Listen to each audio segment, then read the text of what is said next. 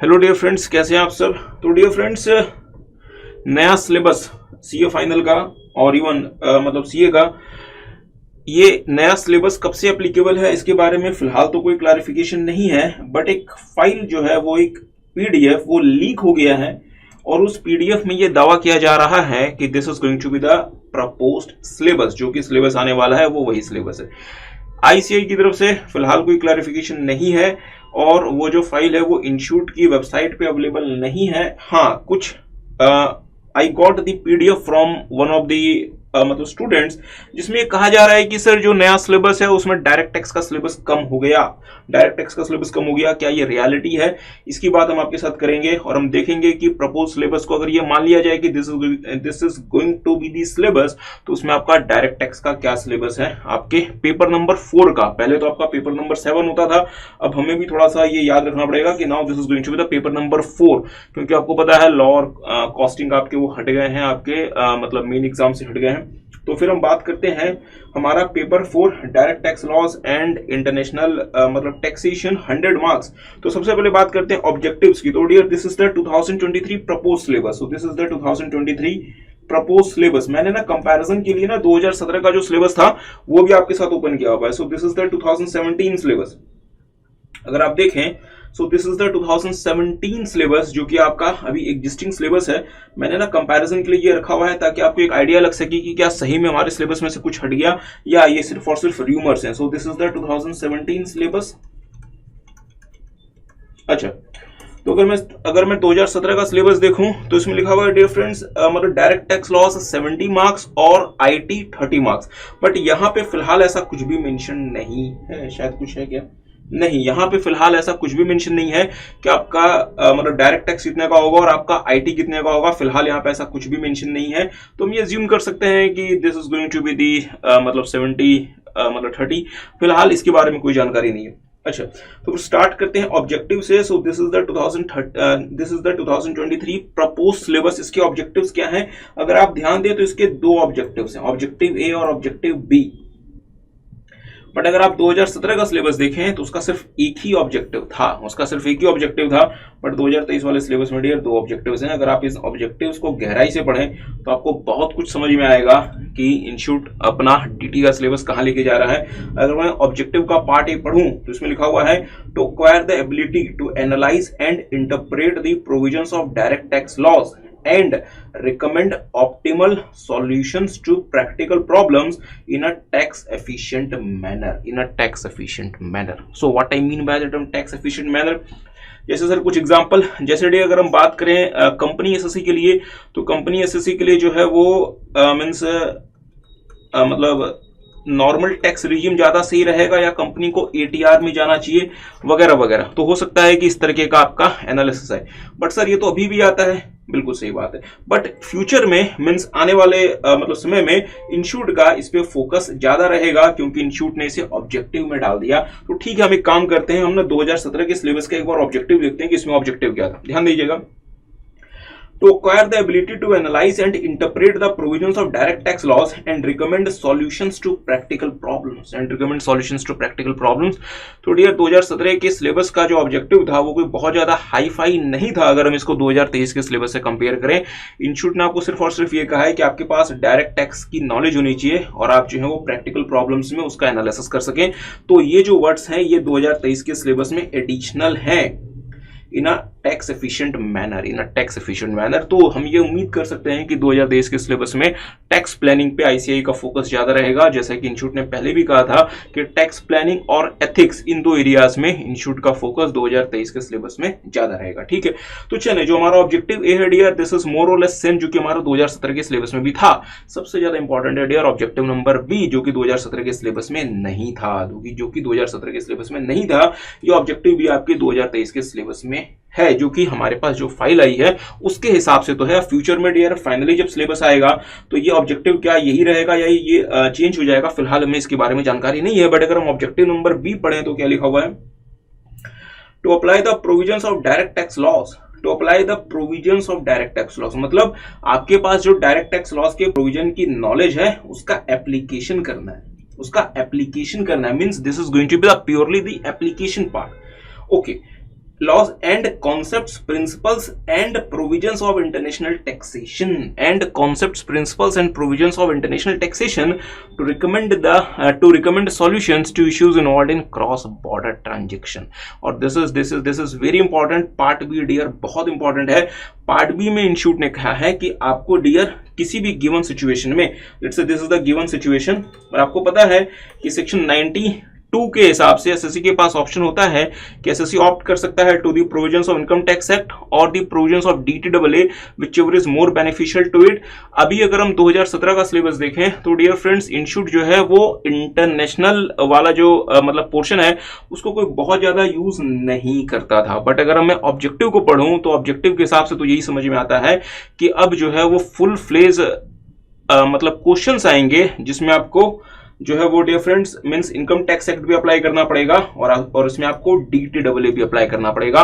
और इन दोनों के बेसिस पे जो भी एसएससी के लिए बेनिफिशियल होगा एसएससी उसको ऑप्ट कर सकता है. So objective B is pointing towards that aspect कि फ्यूचर में 2023 का जो सिलेबस है इसमें आपके पास कॉम्प्रिहेंसिव मतलब क्वेश्चंस आएंगे जिसमें आपको एनालिसिस आपको मतलब करना पड़ेगा आपके इनकम टैक्स एक्ट का साथ में डीटीडब्ल्यूए के कॉरस्पॉन्डिंग प्रोविजंस का.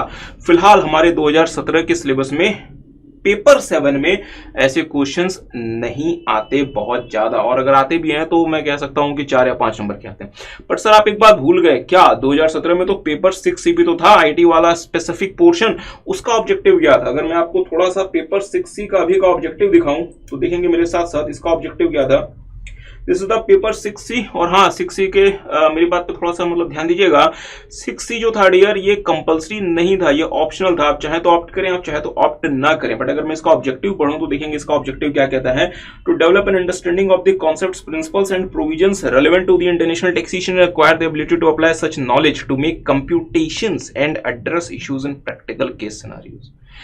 तो अगर मैं इसका ऑब्जेक्टिव पढ़ूं तो ये जो ऑब्जेक्टिव है और ये जो ऑब्जेक्टिव है ये मोर और लेस मतलब सिमिलर हैं, बट इसमें एक बहुत खास अंतर है. अगर मैं ऑब्जेक्टिव बी को देखूं तो ऑब्जेक्टिव बी में एक बहुत खास बात है. ऑब्जेक्टिव बी ने आपको कहा है कि हम आपसे कंपैरिजन पूछेंगे, हम आपसे किसी भी गिवन सिचुएशन में कंपैरिजन में हम आपसे मतलब पूछेंगे कि यहाँ पे एसएससी के लिए इनकम टैक्स एक्ट के प्रोविजंस ज्यादा अच्छे हैं या फिर एसएससी को डीटीडब्ल्यूए के प्रोविजंस को अप्लाई करना मतलब चाहिए.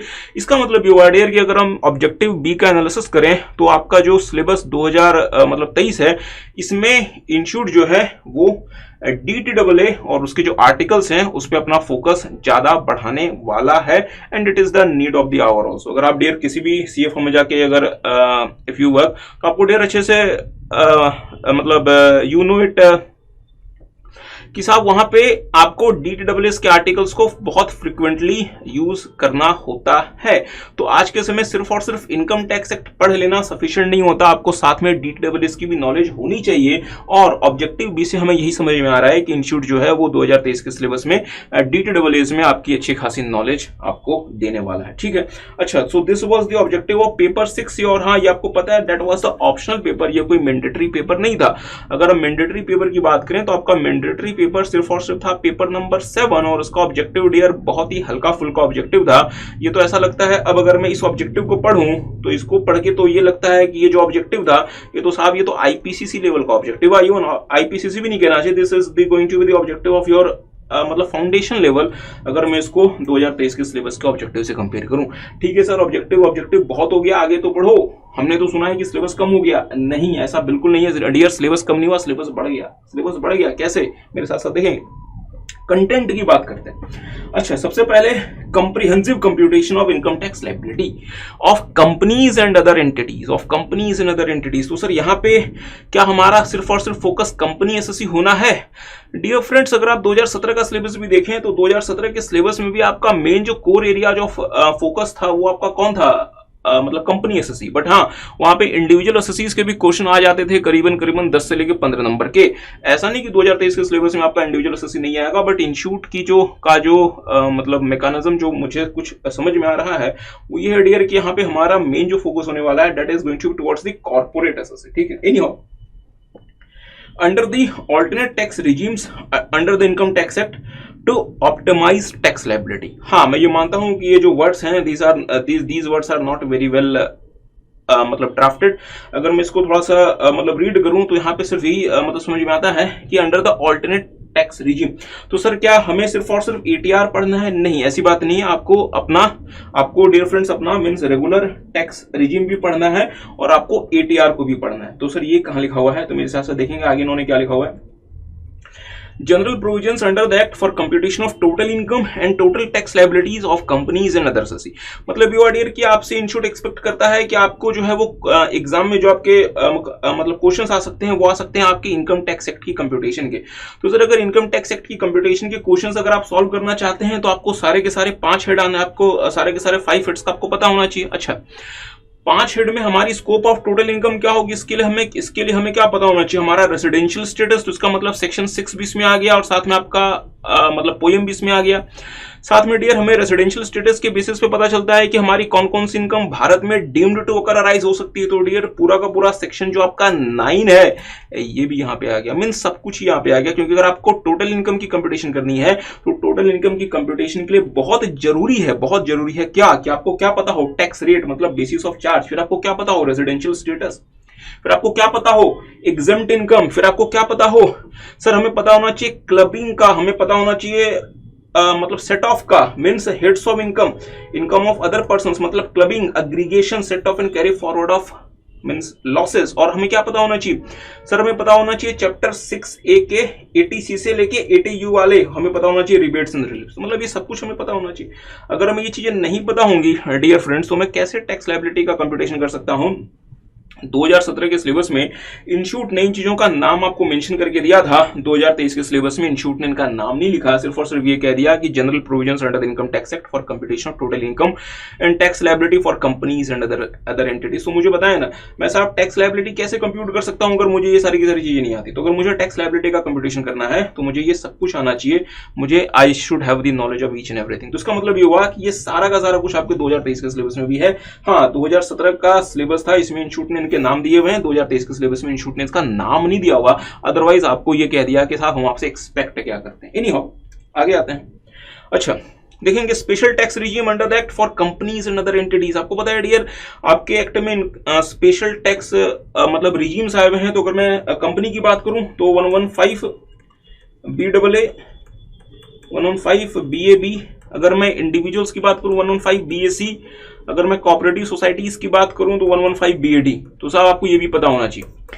और सिर्फ ये आपका स्पेशल टैक्स रिजीम नहीं है, इसके अलावा भी है, तो आपको वो सब कुछ पता होना चाहिए। तो यहाँ पे इन्होंने स्पेसिफाई मतलब कर दिया कि आपको स्पेशल टैक्स रिजीम की भी नॉलेज होनी चाहिए कंपनीज के लिए और बाकी एसोसिएट्स के लिए भी। तीसरा, अच्छा, optimisation of tax liabilities of companies and other entities through tax planning. तो अगर मैं देखूं साहब तो यहाँ पर टैक्स प्लानिंग का लैंग्वेज का वर्ड इन्होंने यहाँ पे फिर से यूज कर दिया और यहाँ पे इन्होंने, अगर मैं ऑब्जेक्टिव को पढ़ूं तो यहाँ पे लिखा हुआ था ना tax efficient manner. So I am मतलब वंडरिंग कि साहब सिलेबस आपका कंटेंट आपका क्या होने वाला है, क्योंकि इंस्टीट्यूट का बहुत ज्यादा फोकस होने वाला है टैक्स प्लानिंग पे। और डियर फ्रेंड्स टैक्स प्लानिंग पे फोकस होना भी चाहिए, क्योंकि being a chartered accountant dear आपके पास टैक्स प्लानिंग की अच्छी खासी नॉलेज होनी चाहिए।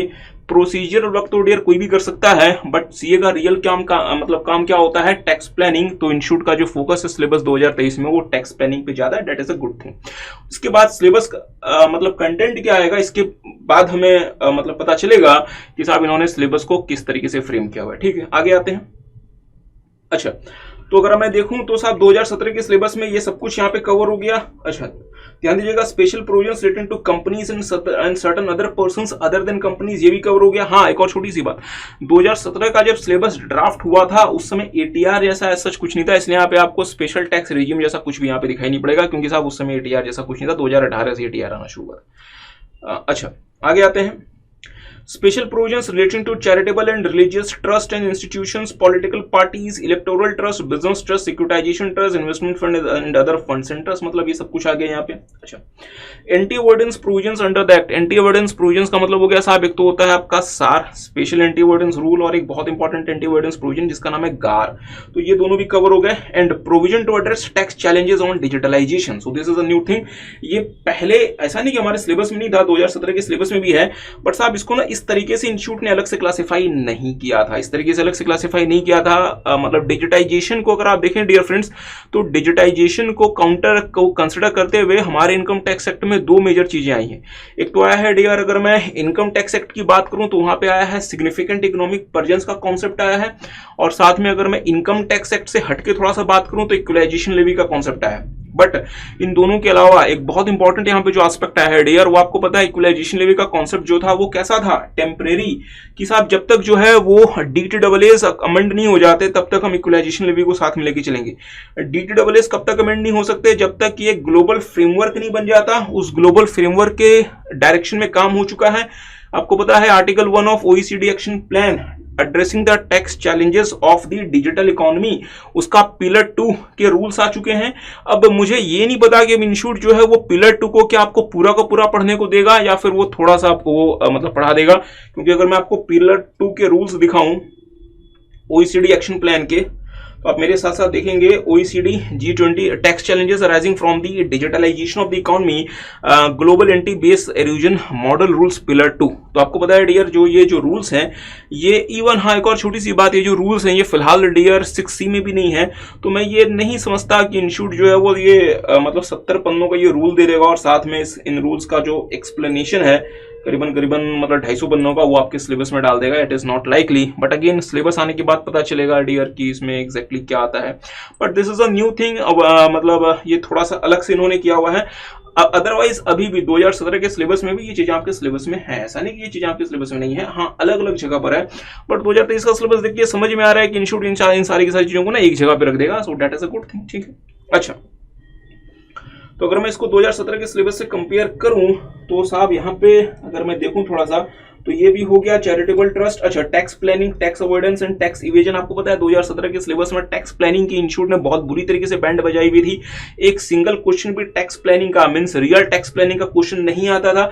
मैक्सिमम ये कह दिया करते थे कि बताओ साहब हम ना आपको 4 केस दे देते हैं, ये फिर हमें आप बस ये बता दो कि this is a tax planning और टैक्स अवॉइडेंस और टैक्स इवेजन। और वो केस क्या होते थे कि मैंने सेक्शन 80C के PPF में पैसा जमा कर दिया, बताओ इसको आप क्या नाम दोगे, टैक्स प्लानिंग दोगे, टैक्स अवॉइडेंस दोगे या टैक्स इवेजन दोगे, पता है। तो इस तरीके के क्वेश्चंस आते थे 2017 में। बट साहब 2023 का जो सिलेबस है उसका पूरा का पूरा थीम जो है यही हमें समझ में आता है कि towards the tax planning. So ये तो आपको जो है वो tax planning, tax avoidance and tax evasion, this is going to be covered in the syllabus 2023। It is expected that it is going to be covered in a very detailed level. और ये syllabus content आने के बाद हमें पता चलेगा कि institute ने टैक्स प्लानिंग को कैसे इंटीग्रेट किया है। अदरवाइज 2017 के सिलेबस में डियर इंस्टीट्यूट ने टैक्स प्लानिंग के साथ एक बहुत बड़ा मजाक किया था, 2023 में एक्सपेक्टेड है कि शायद ऐसा ना हो। अच्छा, आगे आते हैं। अच्छा, tax administration and appellate mechanism, तो इन्होंने ना मॉड्यूल 2 इसमें अलग से मतलब बना दिया और इसका नाम रख दिया tax administration and appellate mechanism, जो कि आपके 2017 के सिलेबस में ऐसा कुछ नाम नहीं था, बाकी 2023 के सिलेबस में इन्होंने इसका नाम दे दिया। अगर आप यहां देखेंगे deduction, collection, recovery of tax, मतलब TDS, TCS और इवन एडवांस टैक्स भी कवर हो गया। अच्छा, तो यहां पे क्या क्या कवर हो गया, यहां पे कवर हो गया TDS, TCS, advance tax, even refund और even collection and recovery mechanism, जहां पे एसएससी जिसने TDS वगैरह टाइम से जमा नहीं कराया उसकी प्रॉपर्टी वगैरह को भी जो है वो ऑक्शन किया जा सकता था, नीलाम किया जा सकता था। अच्छा, आगे आते हैं इनकम टैक्स अथॉरिटीज, तो ये पहले भी था, ये भी है। असेसमेंट प्रोसीजर भी था।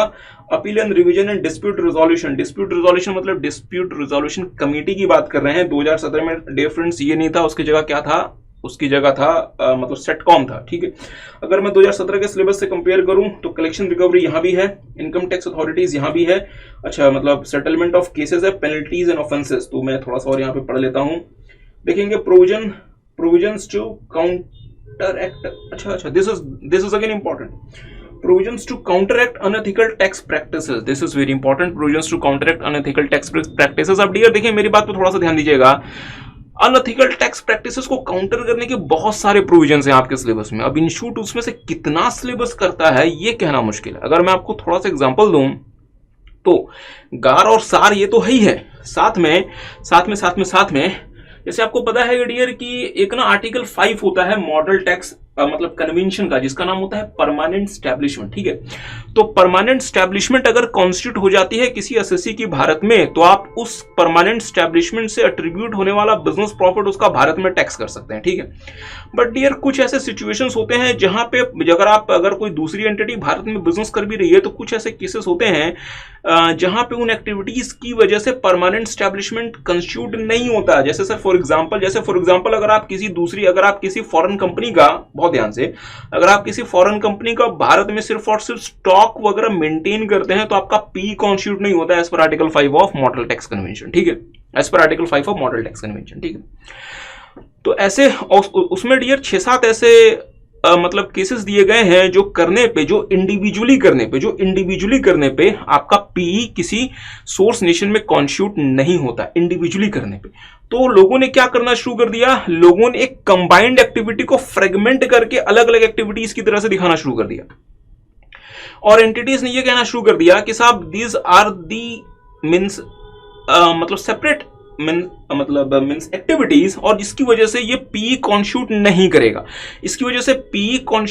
करेगा, मीन्स इन्होंने अपनी एक कंबाइंड एक्टिविटी का फ्रेगमेंटेशन करना शुरू कर दिया, और उस फ्रेगमेंटेशन को करके ये किसी और देश में बिजनेस करते, बट ये वहां पे ये क्लेम करते कि सर जी ये जो एक्टिविटीज हमारी हो रही है ये आर्टिकल 5 में जो एक्सेप्शंस दिए गए हैं, मीन्स जो पी कॉन्स्टिट्यूट नहीं करेंगे उन एक्सेप्शंस में कवर्ड हो गए। तो इसका मतलब ये हुआ कि मैंने कंबाइंड एक्टिविटी को मैंने फ्रेगमेंट किया, और मैंने लेट्स से कंबाइंड एक्टिविटी थी मेरी, मैंने इसको फ्रेगमेंट करके 1 2 3 4 कर दिया, और मैंने 4 अलग अलग एंटिटीज के थ्रू इंडिया में इन 4 एक्टिविटीज को करना शुरू कर दिया। मतलब ये हुआ कि मैंने कंबाइंड एक्टिविटी का फ्रेगमेंटेशन कर दिया, और इस तरीके से मैंने उसका मतलब फ्रेगमेंटेशन किया ये कि ये सारी की सारी फ्रेगमेंटेड एक्टिविटीज जो हैं वो मेरी आर्टिकल 5 के एक्सेप्शन में कवर्ड हो जाती हैं, और आर्टिकल 5 के एक्सेप्शन में कवर्ड हो जाने की वजह से मैं एक कंबाइंड एक्टिविटी कर रहा हूं, फ्रेगमेंटेड वे में कर रहा हूं, बट ये आर्टिकल 5 के एक्सेप्शन में कवर्ड हो गई, जिसकी वजह से भारत में मेरा पी कॉन्स्टिट्यूट नहीं हुआ। Are you guys getting? और मुझे भारत में अपने बिजनेस प्रॉफिट का कोई भी टैक्स नहीं देना पड़ता। So this is again what, this is again what, unethical practice. Are you guys getting? So this is unethical practice and this is a significant reason of base erosion and profit shifting. तो बाद में OECD ने article 5 को amend किया, OECD ने, और किसने, means UN ने। ठीक है, और उन्होंने वहां पे एंटी फ्रेगमेंटेशन रूल्स ऐड किए, जहां तक मुझे याद आता है, till my memory serves me right, article 5 का जो पैराग्राफ 4 है, अगर मैं इसको क्लेम नहीं कर रहा, बट जहां तक मुझे याद आता है वो आपको बताता है साहब कि अगर आप कुछ एक्टिविटीज कर रहे हैं तो वो पी कॉन्स्टिट्यूट नहीं करता। मतलब ये हुआ कि हम कह सकते हैं कि article 5 paragraph 4 provides you about the exceptions, जो कि आपका पी कॉन्स्टिट्यूट नहीं करेगा। बट इन्होंने फिर बाद में पैरा 4.1 ऐड किया, जिसमें एंटी फ्रेगमेंटेशन रूल दिया, जिसमें ये कहा कि अगर आप एक कंबाइंड एक्टिविटी का फ्रेगमेंटेड पार्ट करके अगर आप कर रहे हैं, तो वो सारा का सारा जो फ्रेगमेंटेड पार्ट है वो आपस में मिलकर आपका पी कॉन्स्टिट्यूट कर जाएगा। Are you guys getting? So ये एक ऐसा मतलब प्रैक्टिस था जो इसलिए ऐड किया गया था ताकि हम अनएथिकल टैक्स प्रैक्टिसेस को काउंटर एक्ट कर सकें। ठीक है, तो क्या इंस्टीट्यूट इन चीजों को भी आपके सिलेबस में ऐड करेगा? अभी डियर ये तो हमें सिलेबस आने के बाद ही पता चलेगा, हम फिलहाल इसके बारे में कुछ नहीं कह सकते। तो सर अभी ये सारी की सारी जो आपने हमें कहानी सुना दी, ये क्या पहले आपके सिलेबस में था? हाँ डियर, आपके सिलेबस में था, 6C में था, मींस ऑप्शनल वाले में था, पेपर 7 में नहीं था, ऑप्शनल वाले में था। जिन बच्चों ने 6C को ऑप्ट किया था उनको पता है कि ये आपके सिलेबस में था। तो मैं ये कह सकता हूं कि आपके लिए काउंटर एक्ट करना अनएथिकल टैक्स प्रैक्टिसेस को, इसमें बहुत सारी चीजें हैं, there is a huge lot of things. अब इंस्टीट्यूट इसमें क्या क्या चीजें आपके सिलेबस में एग्जैक्टली इंक्लूड करेगा ये तो साहब हमें बाद में पता चलेगा। अगर आप देखें तो ये जो आपके जो आवर्स हैं, मतलब डीटी के, ये 3 घंटे का ही पेपर होना है और 100 मार्क्स का होना है। तो मैं जैसे कि पहले भी कह चुका हूं साहब कि डीटी का सिलेबस इतना बड़ा है कि ये एक पेपर के लिए तो जस्टिफाई नहीं करता, इसको कम से कम 2 पेपर आपको इसमें मतलब ये हो सकता है कि हम कह सकते हैं कि साहब मतलब मैंडेटरी 2 पेपर इसके होने चाहिए अगर आप पूरा का पूरा डीटी कवर करना चाहते हैं। तो एनी हाउ अब ये हमें बाद में पता चलेगा जब सिलेबस आ जाएगा कि इंस्टीट्यूट ने क्या क्या चीज यहाँ पे कवर की। बट अगर मैं यहाँ पे थोड़ा सा इस चीज को पढ़ूं तो provisions to counteract unethical tax practices में इंस्टीट्यूट ने अपना सिलेबस कंटेंट में क्या क्या दिया हुआ है? Taxation of undisclosed income under the income tax act 1961। तो साहब अगर अनडिस्क्लोज इनकम के टैक्सेशन की अगर आप बात कर रहे हैं तो आपको पता है वो सेक्शन 68, 9 मतलब 68 मतलब 69 16 ABCD मतलब हुंडी वगैरह के थ्रू जो काम होता है। तो एक तो वो हो गया। दूसरा उन्होंने कह दिया taxation of undisclosed foreign income and assets. Undisclosed foreign income and assets का मतलब ब्लैक मनी एक्ट। तो साहब ब्लैक मनी एक्ट अभी आपके पेपर 6 में है, तो इन्होंने इसको पेपर 7 में भी मतलब मींस पेपर 4 में भी अभी आ रहा है। Means this is going to be the mandatory reading for you guys, ठीक है। और तीसरा penalties and offences in prosecution. तो मेरी बात पे फिर से ध्यान दीजिएगा, आपका ज्यादा समय नहीं लगाते हुए चीजों को मतलब कंक्लूड करते हुए, provisions to counteract the unethical tax practices, इसमें बहुत सारी चीजें आ सकती हैं। अभी हमें सिलेबस के कंटेंट के आने के बाद पता चलेगा कि इंस्टीट्यूट ने इसमें क्या क्या चीजें शामिल की हैं, ठीक है। अगर मैं इसको पेपर 7 के सिलेबस से कंपेयर करूं तो मेरे साथ आप देख सकते हैं लाइबिलिटीज, अच्छा मतलब सेटलमेंट ऑफ टैक्स केसेस आ गया, पेनल्टीज ऑफेंसेस इन प्रोसिक्यूशन आ गया, liabilities in special cases and miscellaneous provision, ये दोनों भी यहाँ पे कवर हो गया क्योंकि यहाँ पे इन्होंने कह दिया साहब मिसलेनियस प्रोविजन। अच्छा, नया आपके सिलेबस में ऐड हुआ है साहब वो टैक्स ऑडिट। टैक्स ऑडिट शायद आपके पहले टैक्स ऑडिट के मतलब सिलेबस में होता था, बट यार टैक्स ऑडिट को ऑडिट के सिलेबस में रखने का कोई सेंस बनता नहीं था, कोई सेंस नहीं बनता था। बट इंस्टीट्यूट अगेन इसको जो है वो ऑडिट के सिलेबस में कंटिन्यू कर रहा था एनी हाउ। बट अगर आप देखें तो पिछले कुछ सालों में टैक्स ऑडिट के फॉर्म में बहुत सारे कुछ नई नई चीजें ऐड हो गई। सो इंस्टीट्यूट को लगा होगा कि it is better to keep tax audit with your income tax syllabus, ठीक है। तो आपके लिए टैक्स ऑडिट भी एक नया ऐड हो गया। तो मैं ये कह सकता हूं कि फिलहाल हमें 2 नई चीजें समझ में आ रही हैं। अगर मैं मतलब कंटेंट वाइज अगर मैं मतलब देखूं तो एक है साहब ब्लैक मनी एक्ट आ गया और दूसरा आपका टैक्स ऑडिट आ गया। तो ये दोनों मिला के 10 नंबर तो आप समझ ही लें कि 10 नंबर का तो होगा ही होगा। अच्छा, तीसरा है डियर इंटरनेशनल टैक्सेशन। तो अगर मैं इंटरनेशनल टैक्सेशन में आऊं तो यहाँ पे है taxation of cross border transactions and non resident taxation including transfer pricing पहले भी था, नॉन रेजिडेंट टैक्सेशन पहले भी था, डबल टैक्सेशन रिलीफ पहले भी था, एडवांस रूलिंग पहले भी था। अब एडवांस रूलिंग का नाम बोर्ड ऑफ एडवांस, मतलब नाम तो सेम ही एडवांस रूलिंग। अच्छा, अगर मैं पेपर 7 से इसका कंपैरिजन करूं तो मेरे साथ साथ देख लें। अच्छा, एक चीज रह गई, वो यहाँ पे ऑब्जेक्टिव रह गया। तो अगर मैं आज के इसका ऑब्जेक्टिव को पढ़ूं, to develop an understanding of the concept, principles and provisions of international taxation and acquire the ability to apply such knowledge to make computations and address application oriented issues. चलें, इसका मतलब ये हुआ कि इसमें भी ऑब्जेक्टिव था, बट इसका जो ऑब्जेक्टिव है दैट ऑब्जेक्टिव इज मोर मतलब फोकस्ड ऑब्जेक्टिव हम कह सकते हैं, जो 2023 के सिलेबस में था, ठीक है। अच्छा, तो आपके सिलेबस में क्या क्या चीजें हैं, special provisions relating to non resident ये भी शामिल हो गया, डबल टैक्सेशन रिलीफ भी आ गया, ट्रांसफर प्राइसिंग भी आ गया और एडवांस रूलिंग भी आ गया। अच्छा, इसके अलावा इसके बाद इसमें क्या है आगे है तो other aspects of international taxation namely significant articles of OECD and UN model tax convention. Significant articles, तो यहाँ पे साहब एक चेंज है। तो सिग्निफिकेंट आर्टिकल्स जो मैं भी एक इंस्टीट्यूट से उम्मीद करता हूँ या रिक्वेस्ट करता हूँ, तो यहाँ पे इन्होंने लिखा हुआ significant articles of OECD and UN model tax convention. और यहाँ पे उन्होंने यहाँ पे अगर आप देखें तो 2017 का सिलेबस था overview of model tax conventions OECD and UN. अगर मैं 2017 के सिलेबस की बात करूं, जिन बच्चों ने 6C ऑप्ट किया हुआ था उनको तो साहब ये चीजें बहुत ज्यादा कुछ मतलब पढ़नी थी। बट जिन बच्चों ने 6C ऑप्ट नहीं किया हुआ था, जिन बच्चों ने सिर्फ और सिर्फ पेपर 7 देना था, उन बच्चों के सिलेबस में इंस्टीट्यूट ने OECD and UN model tax conventions के आर्टिकल्स को तो शामिल किया था, बट वो शामिल करना बिल्कुल ऐसा है कि आप किसी मतलब पार्टी में जाएं और उस पार्टी में हो सकता है कि 100+ मतलब आइटम्स हो, बट वो सारे के सारे आइटम्स आपको सिर्फ और सिर्फ देखने के लिए दिए जाए, आप उसमें से कुछ खा नहीं सकते। तो सब इसका फायदा क्या हुआ? What's the use of that party और what's the use of having 100+ items in that party which you can not eat? तो सर जी वो कुछ ऐसा ही था। अगर मैं अभी अपने मतलब करंट अगर मैं मतलब सिलेबस की बात करूं तो इंस्टीट्यूट ने ओईसीडी एंड यूएन के सारे आर्टिकल्स को कवर तो किया है, बट उसका कोई यूज नहीं है साहब, इसका कोई यूज नहीं है। और ये इससे अच्छा था कि ये बेसिकली मतलब नहीं होता तो अच्छा होता। इससे अच्छा क्या था? इससे अच्छा ये था कि सर जी आप ना ओईसीडी और यूएन के सारे आर्टिकल्स को आप कवर ना करो, 5-6 बड़े आर्टिकल्स को डिटेल में डिस्कस कर दो, और जिसका जो है वो आप जो है वो कंपैरेटिव एनालिसिस भी करा सकते हो इनकम टैक्स के प्रोविजन के साथ। अगर मैं लैंग्वेज को पढ़ूं तो लैंग्वेज तो यही कहता है significant articles of OECD and UN model tax convention की हम आपको ओईसीडी एंड यूएन के सारे आर्टिकल्स की हम आपकी साथ बात नहीं करेंगे, उसके साथ उसके में जो मतलब सिग्निफिकेंट जो आर्टिकल्स हैं हम सिर्फ उसकी बात करेंगे। सर सिग्निफिकेंट आर्टिकल्स का कोई एग्जांपल आप दे सकते हो? Dear article 5 permanent establishment, article 7 business profit. ये 2 आर्टिकल्स इतने ज्यादा इंपॉर्टेंट आर्टिकल्स हैं कि अगर इन 2 आर्टिकल्स के बच्चे के पास अच्छे से नॉलेज नहीं है तो उसका फायदा क्या? इवन आर्टिकल 1 नहीं इन द सेंस आर्टिकल 1 क्या है आपका बेसिकली मतलब मीन्स मतलब एप्लीकेबिलिटी बेसिकली, ठीक है।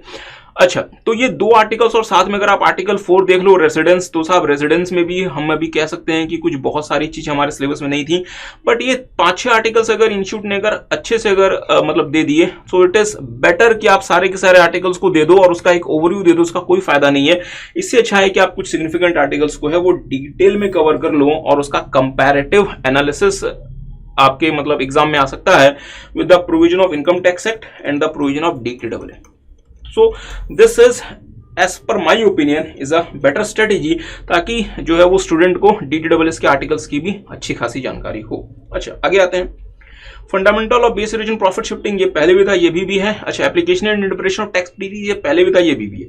तो अगर मैं देखूं, अगर मैं 2017 के सिलेबस को देखूं तो एप्लीकेशन एंड इंटरप्रिटेशन भी था और ये भी है। अच्छा, एक नई चीज यहाँ पे ऐड हो गई, इसका नाम है latest development in international taxation. Latest development in international taxation, तो ये लेटेस्ट डेवलपमेंट क्या है? जैसे डियर फ्रेंड्स, ट्रांसफर प्राइसिंग की फील्ड में नई नई डेवलपमेंट्स हो रही हैं। ट्रांसफर प्राइसिंग ऑफ इंटेंजिबल्स क्या होना चाहिए, इसके लिए बहुत सारे इश्यूज हैं जो कि इसमें बहुत नई नई चीजें आ रही। अच्छा, यहाँ पे अगर मैं एक चीज अगर मैं देखूं तो एक चीज मुझे दिखाई नहीं पड़ी, वो है इक्वलाइजेशन लेवी। इक्वलाइजेशन लेवी मुझे इंटरनेशनल टैक्सेशन के कॉन्सेप्ट में नहीं दिखाई पड़ा।